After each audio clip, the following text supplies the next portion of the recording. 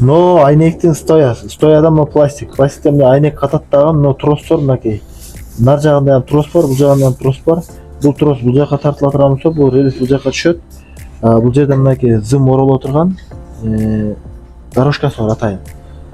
Эгер ылдыйга түшсө бул жака мотание болот, ол өйдө көзөнсө бул жака мотание болот. Ошентип бул пластик өйдө ылдый болгондо жездер шунга тростор шунга оролуп жүрөт. Бул жер эгер суу тийип же дагы бир нерсе боло турган болсо, бул акырын темирден болгон үчүн чирип баштайт. Ошон үчүн бул жака суу тийбеш керек.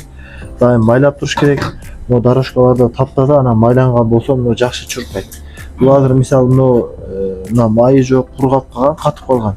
Эгерде суу жок болсо мунун ичинен ржавчина болот дагы мына жест мына трос мунун ичинде чирип кетет. Анан кийин уже трос жүрө албай калат. Ошол себептен майлап туруш керек. Бул жерге мынакей мотор буралат, моторго питание и мотор оңго солго бураганда мына ак пластик мына дорожкада ылдыйга өйдөгө болуп жүрө берет.